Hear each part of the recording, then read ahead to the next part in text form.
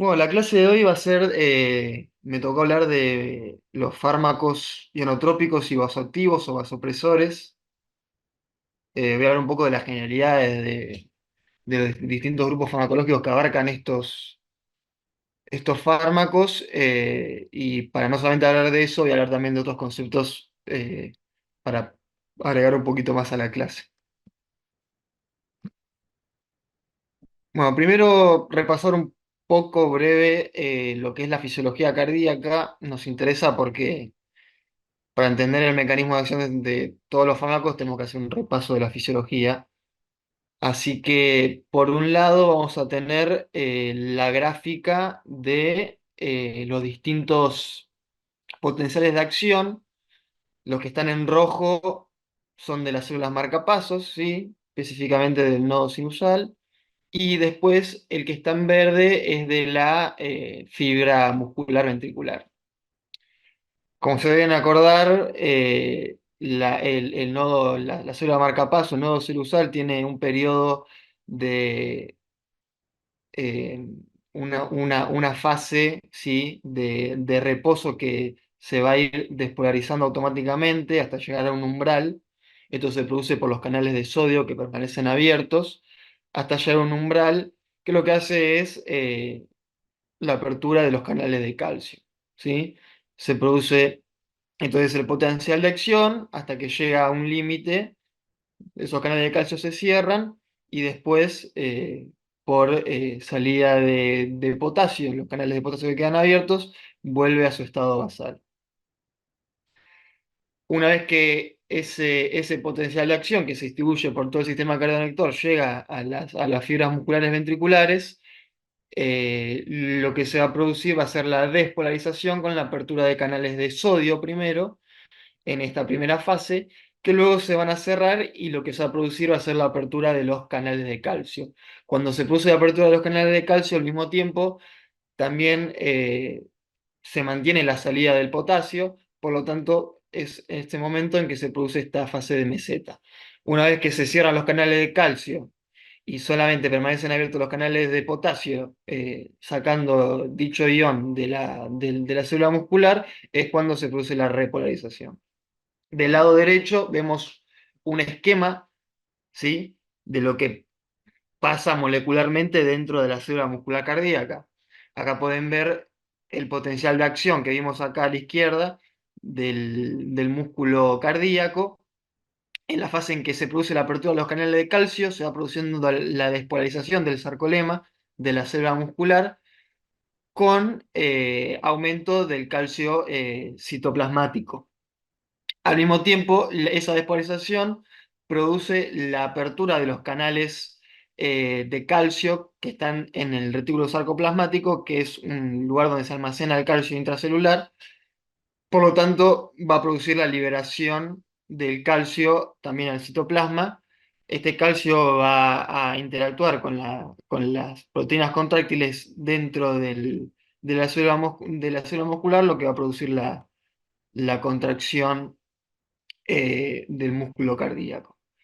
Una vez que se produce esta contracción, el calcio se libera y es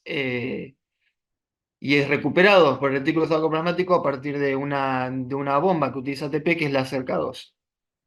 Eh, en todo momento, y más que nada en periodo de reposo, la célula muscular mantiene su equilibrio hidroelectrolítico, como la mayoría de las células, con la bomba sodio-potasio, que también utiliza ATP, el calcio que queda dentro de la célula remanente también se va a intercambiar por sodio por la bomba de sodio-calcio. Bueno, ¿qué son los ionotrópicos? ¿Sí? Son este grupo farmacológico que justamente aumenta la fuerza contráctil del corazón, o sea, esta capacidad inotrópica de las células musculares. De esta manera, lo que va a producir va a ser un aumento de volumen minuto y por lo tanto del gasto cardíaco. ¿Cómo lo va a producir? Bueno, dependiendo del grupo farmacológico que estemos analizando, va a tener distintos mecanismos de acción. Después, el grupo de los vasopresores son los que van a actuar más que nada a nivel periférico, aumentando la resistencia periférica. Muy bien. ¿En qué situaciones nosotros dentro del quirófano utilizamos este grupo farmacológico, tanto los vasopresores como los fármacos ionotrópicos? Bueno, los vamos a utilizar tanto para prevenir, anticiparnos, ¿sí? O para tratar lo que es la hipotensión intraoperatoria.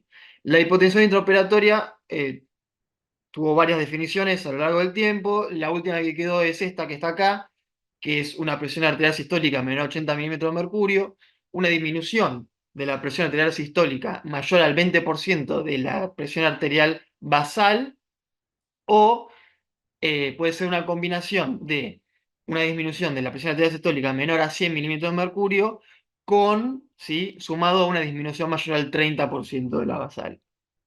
La hipotensión intraoperatoria, como la hipotensión en general, si se mantiene a lo largo del tiempo, puede causar daño tisular y en caso de un paciente que está en una situación quirúrgica, va a aumentar, sí, la mortalidad perioperatoria.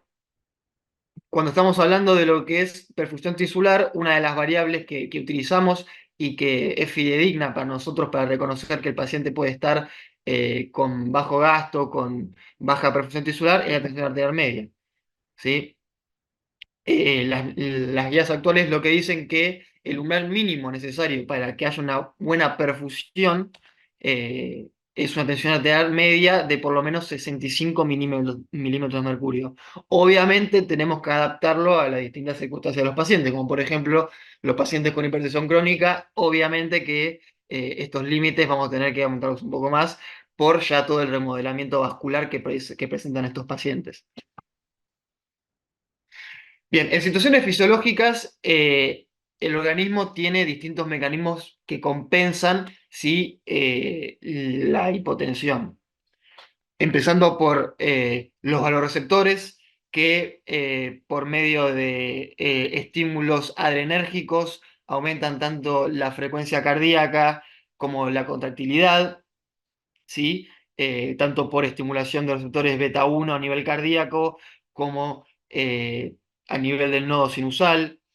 El cerebro también activando lo que es la liberación de la hormona antidiurética o la vasopresina, que actúan tanto a nivel renal como también aumentando la absorción de sodio y agua, sino también a nivel vascular, interactuando con receptores vasculares, que son los receptores de vasopresina tipo 1, que producen vasoconstricción. El sistema adrenérgico, sí, que libera la noradrenalina, la adrenalina. Todo esto, sí, lo que hace es ir compensando la hipotensión que puede tener un paciente en situaciones fisiológicas. También, bueno, en momentos de hipotensión, eh, todo el sistema renal de la mácula densa y el sistema justaglomerular detectan, ¿sí? Estas bajas en lo que es el sodio y también en la baja en la perfusión renal, por lo tanto activa el sistema renal angiotensina aldosterona. La aldosterona, como saben, perdón, la angiotensina también tiene efectos a nivel vascular, produciendo vasoconstricción. La aldosterona produce reabsorción de sodio y agua. Todos estos sistemas compensatorios eh, en el intraquirúrgico, ¿sí? Van a tener una máxima abolición, ¿sí? En distintos tipos de momentos o debido a distintas situaciones. Por ejemplo, en la inducción, ¿sí? Todos los fármacos que utilizamos en anestesia para la inducción o el mantenimiento de la anestesia, de la analgesia, son fármacos hipotensores, ¿sí? Tanto el propofol como, bueno, el sebo, el fentanilo, el remifentanilo, todas las cosas, el midazolam, todas las cosas que usamos nosotros en el intraquirúrgico van a producir hipotensión. Eh, Cuando realizamos alguna anestesia regional, ¿sí? Si realizamos una anestesia raquídea, producimos al bloquear no solamente la nocicepción y las contracciones musculares, eh, también estamos bloqueando el tono vascular simpático, por lo tanto va a producir vasodilatación, disminución del retorno venoso, disminución del gasto cardíaco, hipotensión secundaria a todo esto. ¿Qué es el silencio quirúrgico? El silencio quirúrgico es justamente los momentos en que nosotros que pueden ocurrir entre que nosotros ya sometemos al paciente a una inducción anestésica o realizamos el bloqueo, todas estas situaciones que producen hipotensión y todavía no empezó la cirugía, ¿sí? Al no producirse eh, toda la estimulación propia de la cirugía, solamente está recibiendo el paciente los efectos vasodilatadores que le producimos nosotros por la propia anestesia, en contraposición a todos estos mecanismos compensatorios que se activan también en el intraquirúrgico por el propio acto quirúrgico. Por lo tanto, todo eso también lleva a un aumento del riesgo de hipotensión intraoperatoria. Bueno, la fisiopatología, un poco ya estuve hablando, pero ¿por qué es importante? Porque la hipotensión intraoperatoria, ¿sí? Fisiopatológicamente puede corresponder etiológicamente a una disminución, ¿sí? Del gasto cardíaco o a una disminución en la resistencia periférica. Por un lado, ¿sí? El gasto cardíaco puede disminuirse con factores cardíacos como disminución de la frecuencia cardíaca, disminución de la contractilidad, disminución en el volumen, que es en la precarga, ¿sí? Por ejemplo, aumento de la presión torácica relacionada a la ventilación mecánica, con lo que respecta, bueno, por sangrados, ¿sí? Eso es propio del acto quirúrgico, inflamación, con respecto a la resistencia vascular periférica, todo lo que estábamos hablando, los anestesios que usamos producen vasodilatación, tanto las drogas como, bueno, los bloqueos, que también por el propio mecanismo de acción de las drogas. Entonces, viendo esto, nosotros entendemos por qué utilizamos este tipo de grupos farmacológicos, inotrópicos, ¿sí? Porque queremos aumentar justamente tanto la frecuencia cardíaca como la contractilidad, que son los factores cardíacos que están presentes en el gasto cardíaco. Y después los vasoactivos justamente para aumentar la resistencia vascular periférica. ¿Cómo vamos a clasificar a los distintos fármacos inotrópicos y vasopresores? Bueno, los vamos a clasificar obviamente como hacemos con todos los grupos farmacológicos a partir de su mecanismo de acción. Acá tenemos también un repaso de lo que es la fisiología que vimos recién en las diapositivas anteriores, sumado al mecanismo de acción de todos los grupos farmacológicos. Por un lado tenemos las catecolaminas, ¿sí? Los que van a actuar, esto es a nivel cardíaco, obviamente, que van a actuar sobre los receptores beta adrenérgicos acoplados a proteína GS, estimulan anadilato ciclasa para que aumente el AMP cíclico, la PKA, aumento del calcio intracelular, ¿sí?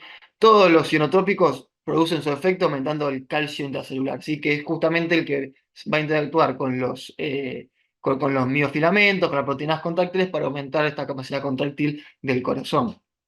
Después tenemos la milrinona, ¿sí? Que es el abanderado de este grupo, que son los inhibidores de la fosfodiesterasa 3, enzima, ¿sí? Que se encarga de la metabolización del AMP cíclico, por lo tanto, si estamos bloqueando la enzima que la degrada, va a haber un aumento del del AMP cíclico, después todo el resto del mecanismo de acción es igual al que el de las catecolaminas. Los sensibilizadores de los canales de calcio, el levosimendan, en este caso, bueno, la dioxina no es un fármaco que usemos nosotros en quirófano, y ya más que nada por todos sus efectos adversos, por su ventana terapéutica corta, ya mucho no se utiliza. En su momento era uno de de los primeros fármacos de primera línea en lo que era el tratamiento de insuficiencia cardíaca descompensado, el shock cardiogénico, pero actualmente ya no. Pero bueno, recordar que actuaban a nivel de la bomba sodio-potasio ATPasa. Y después tenemos los vasopresores no simpatomiméticos, que es la vasopresina.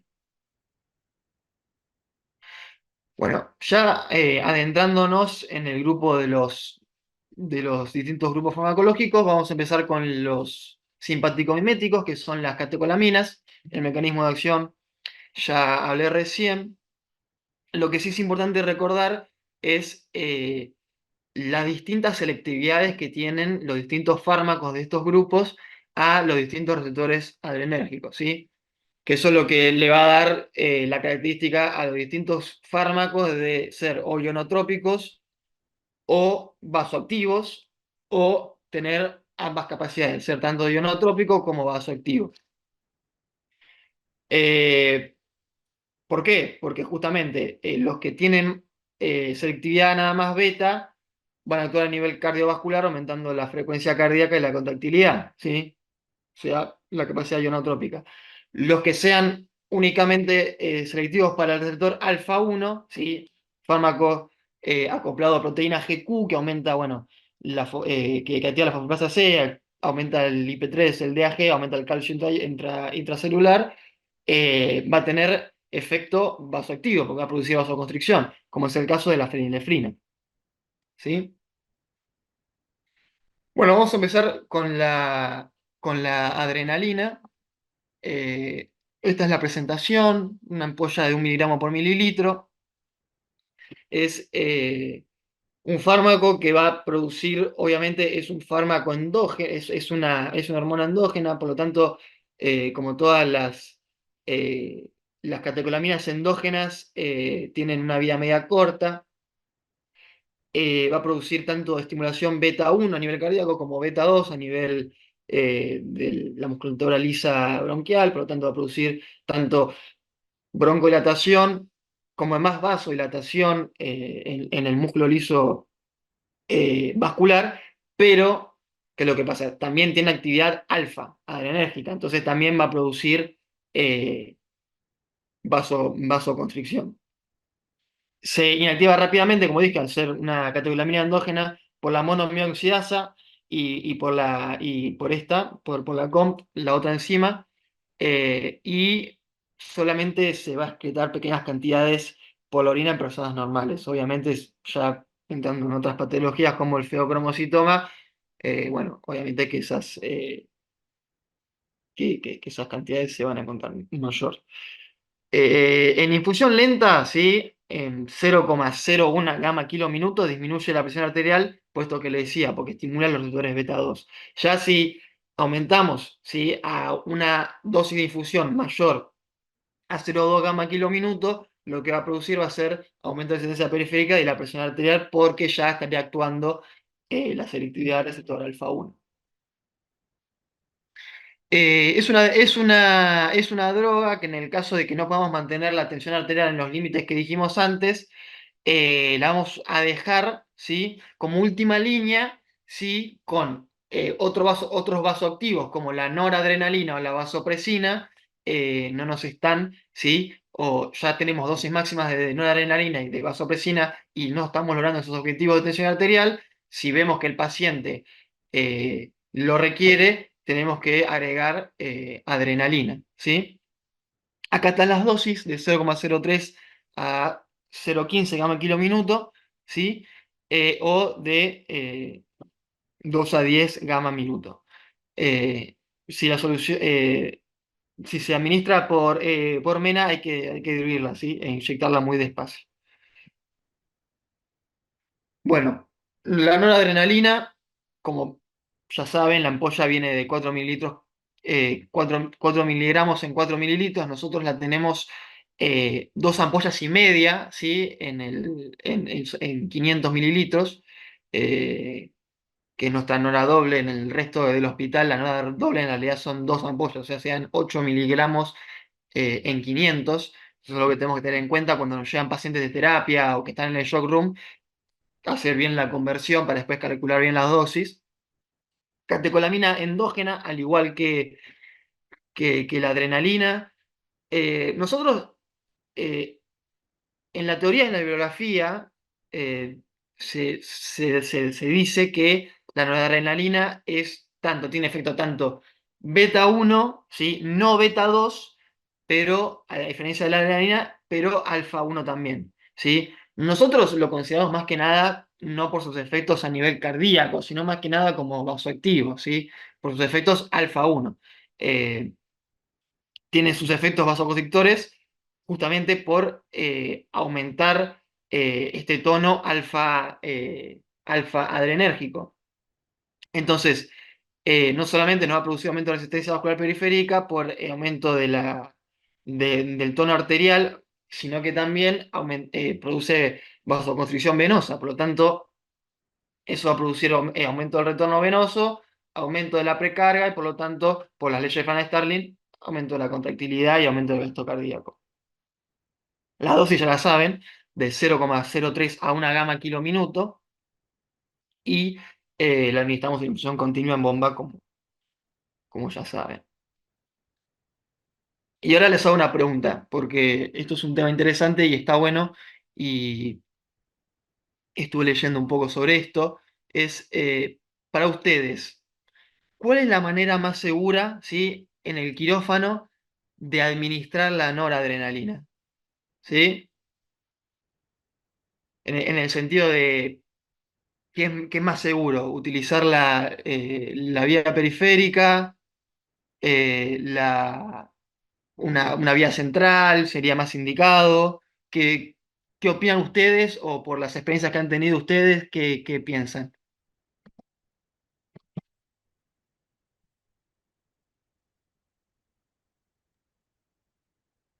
Sí, yo creo que depende del paciente y de la cirugía. Si es ambulatoria, puedes usar una vena periférica perfectamente. Y bueno, también la dosis, ¿no? Pero si es un paciente que va a quedar internado y va a tener infusiones largas de Nora, conviene usar una central. Claro, Pero sí. he dado una clase hace poco y había hablado de eso, no sé si Marce o quién, pero que la podíamos usar perfectamente por vía periférica. Así que nada. Sí, es justamente eso, o sea, lo importante. Saber si el paciente después va a seguir recibiendo noradrenalina, ¿sí? Más que nada. Porque eh, si a todos los pacientes que nosotros le administramos una noradrenalina le ponemos una vía central, son mayores los riesgos que vamos a tomar por la administración de la propia vía central que de la noradrenalina. Yo les pregunto, ¿alguno de ustedes ha visto en el intraoperatorio, si estamos hablando de momento perioperatorio, alguno ha visto efectos graves por usar la noradrenalina en una vía periférica? Llámese necrosis en el sitio de administración por esta vasación de la noradrenalina. ¿Alguien ha visto eso en el periodo perioperatorio? No es, no es, inclusive ayer o antes de ayer charlábamos eso con Marce y Joel, de que Joel nos contaba de que en su rotación lo que vio es que había algunos profesionales que a partir de algunos estudios y estas teorías de que muchos profesionales no quieren usar este tipo de inotrópicos, de vasoactivos por vía periférica, no lo usaban y que nosotros tal vez lo utilizamos todo el tiempo y nunca tuvimos una complicación en una cirugía corta a dosis bajas. Entonces, que estaría bueno tal vez hacer algún estudio o ver si nosotros eso que vemos empírico, llevarlo, eh, nada, estudiarlo un poquito mejor. Pero que la verdad que no, que ninguno nunca, o ellos que tienen más años de experiencia, han tenido una complicación. Claro, bueno, y es justamente eso, porque se ha hecho estudio de eso, que es este que está acá, ¿sí? Porque ¿qué es lo que pasa? La noradrenalina se usa sí, hace mucho tiempo y siempre estuvo ese miedo de los efectos adversos que puede traer la noradrenalina utilizada en vía periférica. Eh, llámese por extravasación, ¿sí?, de la noradrenalina en el sitio que se va a producir la infusión, producir necrosis del tejido de esa área. Pero ¿qué es lo que pasa? eh, la mayoría de los estudios que avalan este miedo de estos profesionales que vos decís son hechos antes de del año 69 y son todos reportes de casos. Eso por un lado. Y por otro lado, son todos estudios de pacientes internados en terapia intensiva, ¿sí? No son estudios de pacientes, de corte de pacientes en periodos perioperatorios. Entonces, obviamente, en pacientes en terapia intensiva que están mucho tiempo internados, obviamente que sí es recomendable poner una vía central para la administración de la noradrenalina. ¿Sí? No corre ese mismo riesgo un paciente que solamente va a tener la noradrenalina en el caso que nosotros usemos porque para anticiparnos, por ejemplo, a una hipotensión inducida por los propios fármacos que usamos nosotros en una anestesia general, por ejemplo. No tiene sentido. Entonces, este estudio, ¿sí? Es un estudio que lo que observó, tomó a 1.004 pacientes, ¿sí? De 3 hospitales de Suecia desde 2019 a 2022. Y lo que se preguntaban era eso justamente. ¿Cuál es primero, cuántos de estos pacientes, o sea, qué porcentaje de pacientes van a tener extravasación de noradrenalina, ¿sí? Por lo tanto, que se va a ver los primeros signos de extravasación de este vasoactivo, como son palidez en el área, todas esas cosas que nosotros ya sabemos, y después, cuánto llegan a tener efectos adversos graves, ¿sí? Y lo que se vio es esto, es que se estudió, ¿sí? De 3 hospitales distintos a 1.004 pacientes, y lo que se observó que de estos 1.004 pacientes, el 2,3%, ¿sí? Se observó extravasación de la infusión, ¿sí? Con palidez en el área y todo eso que nosotros sabemos. Eh, y después, no hubo, ¿sí? En ninguno de los casos se pudo observar casos de efectos adversos graves. ¿Mm? Entonces, eh, nosotros, si pensamos ponerle una vía central a cualquier paciente que vamos a poner una vía central, o sea, abarca varias complicaciones. Primero, puede haber sangrado, se puede generar neumotórax, puede haber infección, ¿sí? Del sitio que nosotros hacemos la punción.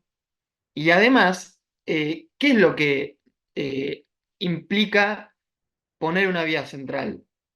Implica más que nada tiempo. O sea, poner una vía central lleva tiempo. Y si nosotros queremos empezar a administrar una adrenalina a un paciente porque está con hipotensión intraoperatoria, todo ese tiempo es tiempo que el paciente va a seguir hipotenso. ¿Sí? Entonces no tiene sentido. ¿Sí?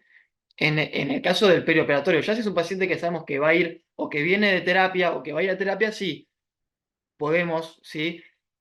Adelantarnos a que ese paciente va a estar mucho tiempo internado con vasoactivos y sí ponerle una vía central. Así que nada, bueno, esto para hablar un poco sobre justamente la infusión de la noradrenalina. Lo que dice el estudio de todas formas es que obviamente deberían hacerse más estudios eh, sobre este tema para seguir investigando y para seguir sacando las dudas sobre este tema, sobre si usar la nora por vía periférica en el perioperatorio. Después, la otra catecolamina endógena que nos queda es la dopamina, ¿sí? Es el precursor fisiológico tanto de la noradrenalina como de la adrenalina.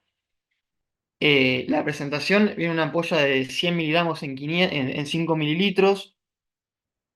Mm, Va a tener distintos efectos farmacológicos dependiendo de la dosis, ¿sí? Porque va a actuar sobre receptores tanto beta 1 a nivel cardíaco como alfa y también sobre receptores presinápticos que son los dopaminérgicos, que lo que hacen es producir vasodilatación porque justamente inhiben, ¿sí? la liberación de catecolaminas. Las dosis, que son de hasta 2,5 gamma kilo minuto, van a estimular los receptores dopaminérgicos, por lo tanto, van a producir una vasodilatación, ¿sí? Tanto de las arterias renales como a nivel sistémico. Eh, Después, con dosis más altas, ¿sí? De 5 a 10 gamma kilo minuto, ya empieza a tener estimulación de los receptores beta 1, por lo tanto va a aumentar el gasto cardíaco por aumento del inotropismo y de la frecuencia cardíaca. Y por último, el efecto alfa, que va a producir aumento de resistencia periféricas a partir de dosis mayores a 10 a 20 gamma kilo minuto. Bien, después tenemos el isoprotenerol, ¿sí? La ampolla viene en 2,5 miligramos en 5 mililitros. Es un potente fármaco, ¿sí? Beta, no selectivo, ¿sí? Tiene muy baja afinidad por los receptores alfa, por lo tanto, lo que vamos a, o sea, ya viendo esto, sabemos que, bueno, que es un fármaco que va a aumentar la frecuencia cardíaca, va a aumentar la contractilidad y no va a tener tanto efecto a nivel vascular. Entonces, nosotros lo usamos, ¿sí? Para estimular la frecuencia cardíaca en pacientes que están, ¿sí? Con bradicardias severas, con alteración hemodinámica, hemodinámica, con bloqueos cardíacos, y también se usa mucho en los pacientes con bloqueos que se les va a poner un marcapasos cardíaco, ¿sí? Esos pacientes generalmente vienen con isoprotenerol. Bien, la fenilefrina, si viene la ampolla 10 miligramos por mililitro, eh, es un agonista. Esto es importante porque tanto la Feni como la ETI son dos fármacos que tenemos siempre a disposición nuestra en el quirófano, ¿sí? Junto al lado de la atropina. Es como una de nuestras herramientas que usamos diariamente. De la Feni tenemos que entender que es básicamente un fármaco con actividad alfa 1, ¿sí? Por lo tanto, lo que va a producir más que nada es aumento de la resistencia vascular periférica, ¿sí? Eso puede llegar a provocar una disminución de la frecuencia cardíaca compensatoria, ¿sí? Cuando nosotros pasamos un bolo de Feni, siempre tenemos que estar atentos de que el paciente no esté con una frecuencia cardíaca baja, porque eso lo puede llevar a una bradicardia mayor. Ahí está la dosis, se utiliza en bolo. Hay otras formulaciones que también se usan para otras utilidades nasales oftálmicas. Y después, por otro lado, vamos a tener el otro, que es la etilefrina.